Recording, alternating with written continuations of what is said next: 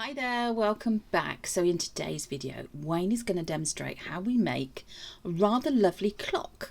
So you can see there he's got a wooden substrate with a hole in the middle, some blue painter's tape and a clock mechanism.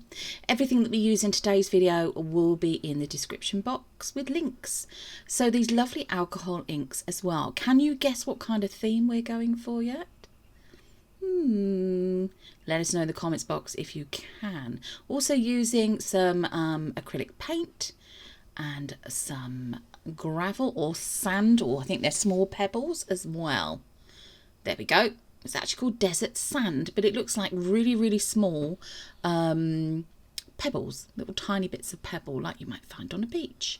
Now another big clue there. So to start off with, we're gonna put some of this blue tape on the underside of this wooden circle. So this is what you're gonna put your resin on to create your beautiful clock.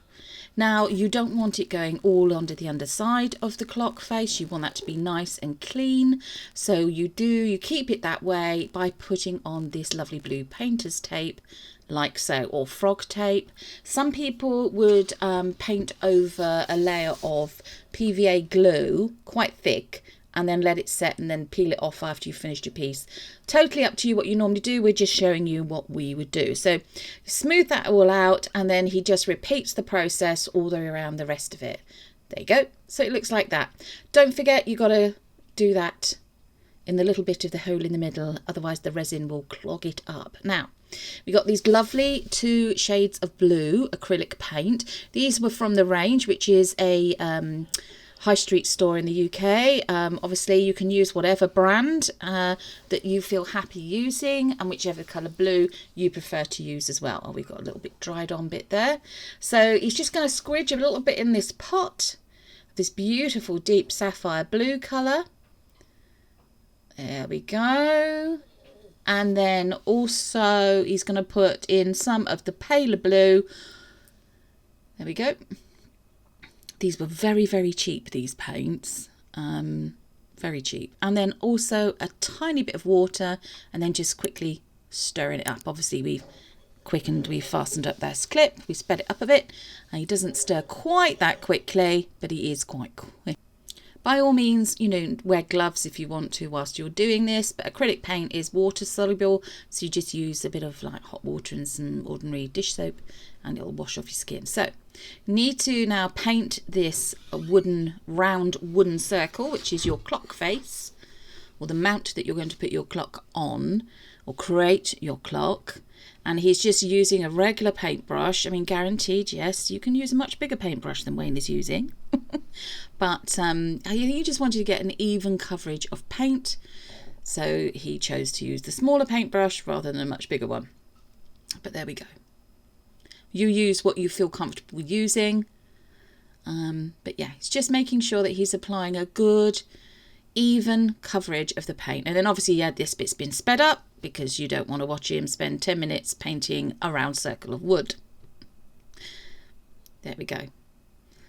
The proverbial saying, watching paint dry. There we go. It's also just painting the outside edge of this wooden circle as well. There we go. It's just popped it back down again. Now do wait for that to dry as completely as you can before you then do any of the other parts with resin. So he's got a small amount of just clear resin in the bottom there. We're currently using T-Expert resin, which is a 1-to-1 mixing ratio. And what we mean by that is it's equal amounts of part A and part B of the resin mixed together for at least 3 minutes. Make sure there's as fewer bubbles as possible, and then you can add in things like he's added in here, which this is the pebbly sand. So it's quite thick. You need to make sure it's evenly coated in there. And then he's also got a small amount of resin in the bottom of this cup, and he's added in some of this beautiful deep bluey, well, greenish blue acrylic ink. There we go. And then he's going to give that a bit of a stir. There we go. Obviously, if you've got smaller pots or containers to use, do use smaller pots or containers. Obviously it's all relevant to what you'd be using. And then again, he's got another container here with a small amount of clear resin in, and he's going to add in this beautiful deep blue acrylic ink. There he goes, a few drops going in there. It's quite a deep blue in the middle, but then once you stir it up, it is actually a lot clearer. So these aren't opaque currently, because these are inks that you're adding, not pigment paste. If you add pigment paste, it's going to be opaque. So this next step he's doing, he's gone back to his sand part, or little pebbles, and he's just scraping it all out of that plastic cup there and putting it onto the clock face.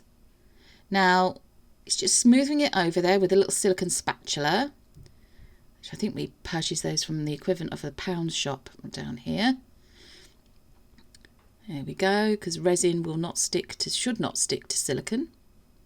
So it makes the cleanup job a lot easier. So he's just smoothing it out into the shape and design that he wants. So this would then be the effectively would be the beach part of his ocean scene for his clock.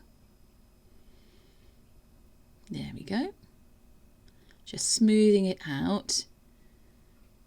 Do make sure that you don't do things that are too highly elevated off the surface of the clock face or too 3D, because you need to make sure that you can still have enough clearance for the hands of the clock mechanism to go around without getting stuck on anything additional that you've put onto the surface of the clock.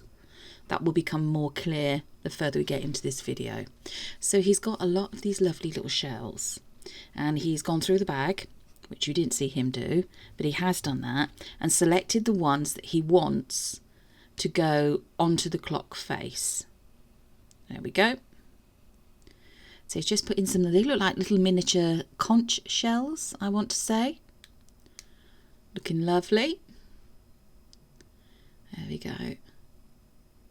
And these will stick to the surface of the resin. They'll just adhere to the resin. There we are.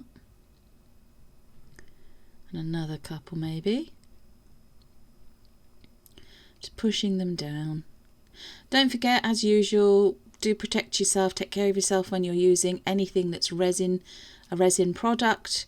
Wear the gloves. Wayne's got the black nitrile gloves on. I tend to wear the pinky coloured ones if I've got them. Otherwise I'll wear the black ones too. Wear a respirator mask. Work in a well ventilated room. And obviously wear older clothing that you don't mind if it gets paint on it or, you know, ruined a bit by this. So there we go. I think he's almost done with adding in the shells. It's got quite the nice little collection going on there.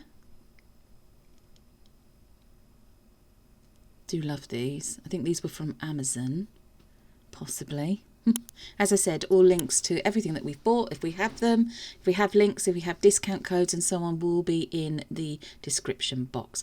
So he's going back now with that greenish blue resin that he put on that he mixed up to start with, and he's just putting it onto the surface of the clock face. You don't need a lot of this, as you can see. He's just gonna, and he is gonna make sure that he scrapes out that plastic beaker. There we go. That's looking really good, although it's not to the very end that you see the full effect. Now, if he hadn't have painted a blue background to the wooden circle of this clock face, you would see the colour of the wood, which of course is not representative of what the sea looks like. So that's one of the reasons why he painted the substrate of the wooden base part of the clock. There we go. Just making sure he's getting it just to the edges. There we go. Fantastic. Almost done.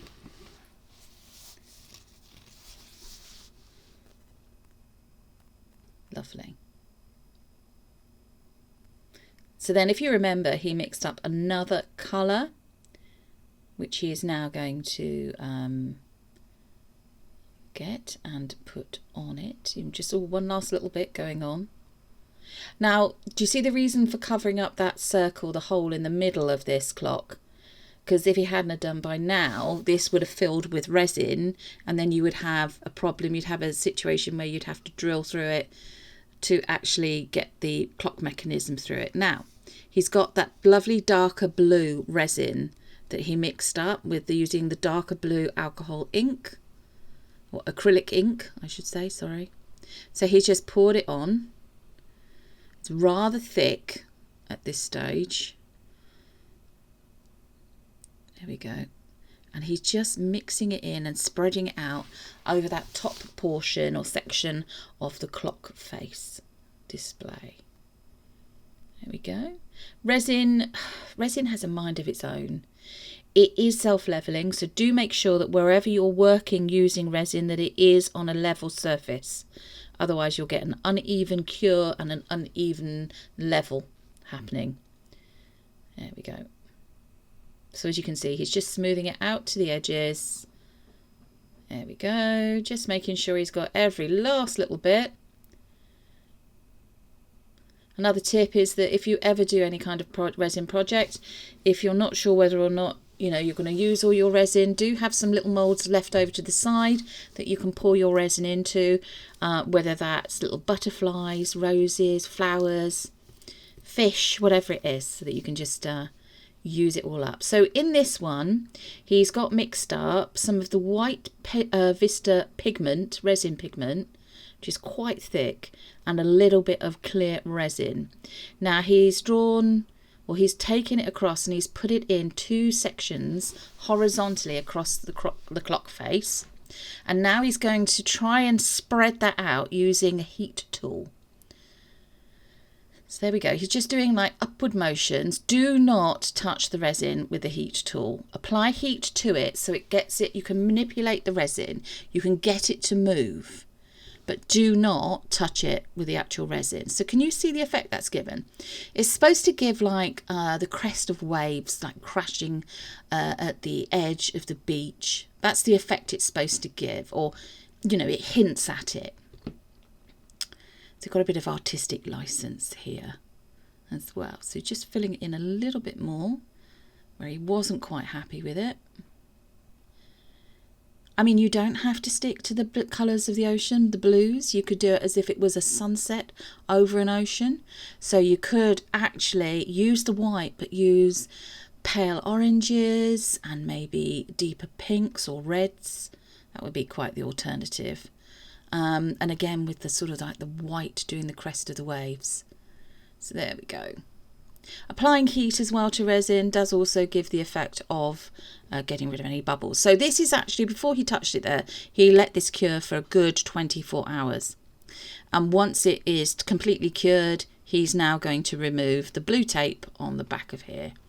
This is what protected it against any resin spillage. So it's just been sped up here, just removing all the tape. There we go, and just poking that little last bit back through as well. There we go.